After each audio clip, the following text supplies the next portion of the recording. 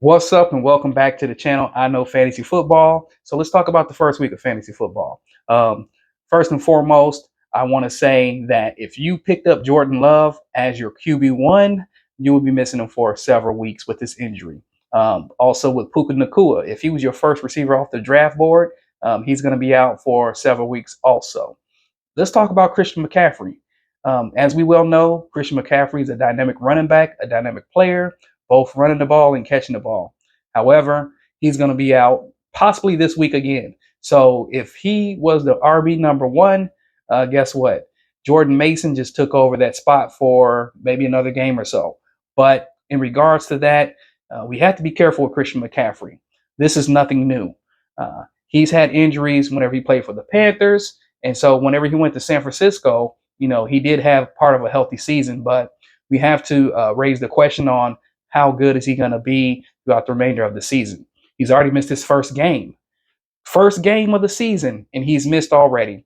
Coach Shanahan said that he was able to go, but they wanted to hold off because he had some kind of Achilles. Something's going on with his Achilles where he's having some type of issue with that. But anyways, check this out. I am still excited. I'm still excited, even though I did take two dubs and two L's when it comes to the game of fantasy football. I want to win across the board. But as you well know, this is all based on chance. And it's also based on, productivity and who are your number one players that is actually getting the looks when it comes to the running backs and receivers and also your tight end. We can't forget about the tight end as well, because there are still tight ends that underperformed that I think will have a better week this week coming up and weeks on end. Trey McBride, he was the excuse me, he was the Arizona Cardinals number one receiver, and I do believe that he will still be that number one receiver. But it all depends, though. I mean, if Kyler Murray can get him the ball and he's able to catch the ball, then that's good. Mark Andrews, it was very disappointing within this particular game. Sammy Laporta. You can talk about Travis Kelce. Has Travis Kelce lost a step?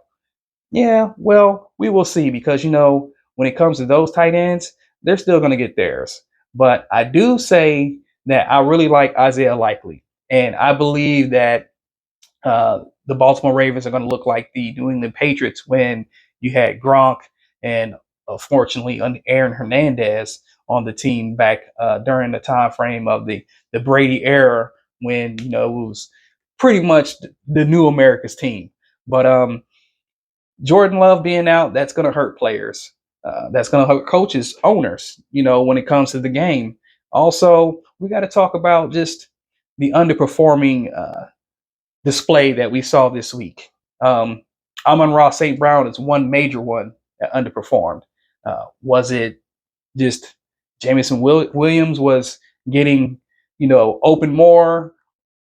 I don't know. But there were players that did underperform that wasn't impressive at all. Evan Ingram, he did not have a great game. He actually, when it comes to the rookie receiver, Brian Thomas had more looks. He was able to get into the end zone. So, you got to think about your lineups and what you're going to do with your lineups now. There are some questions that I do have. Will Derrick Henry actually bounce back from the rough game against Kansas City?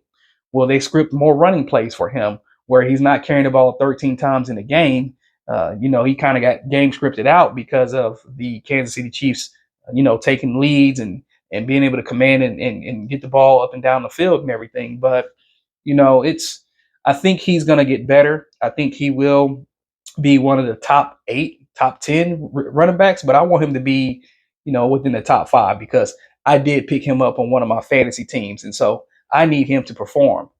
I also need Christian McCaffrey to stay healthy once he comes back to getting the ball.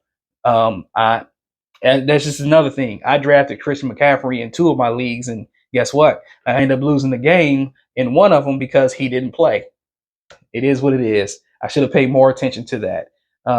But when it comes to just everything that's going on right now for the first week, we're not going to panic. Josh Allen actually surprised me. 2 passing touchdowns, 2 rushing touchdowns. Josh Allen's going to have to do a lot. And if his receivers aren't able to get open, if they're playing against a better defense, because they did play against the Cardinals, so don't get it twisted. They played against the Cardinals. If they go against the Saints, if they go against the Chiefs, if they go against even the Patriots right now, because they actually look pretty good defensively. We'll see how he's going to be in regards to the top quarterback.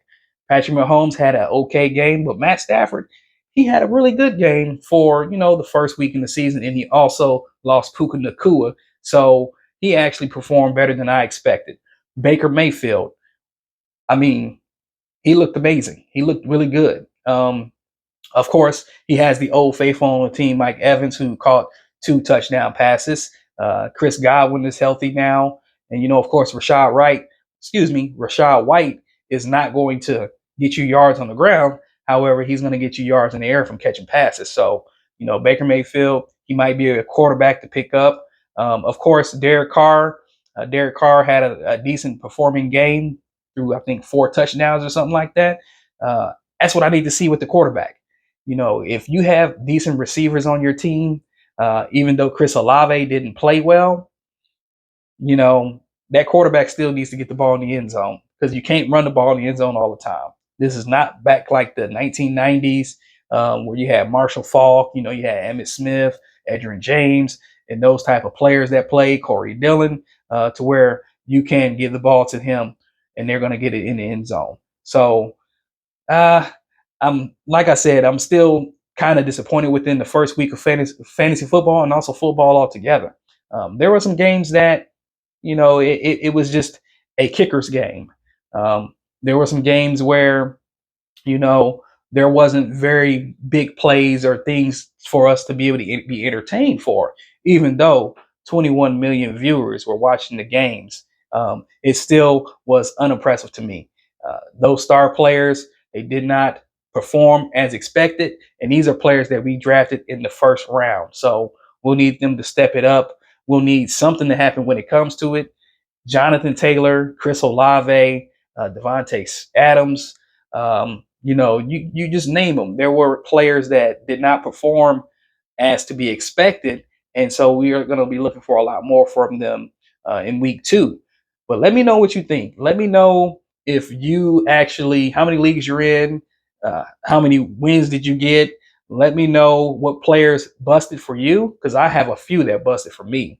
But, post in the comment section on what you have. Also, if you're new to the channel or if you just catch me on the fly, why don't you go ahead and subscribe?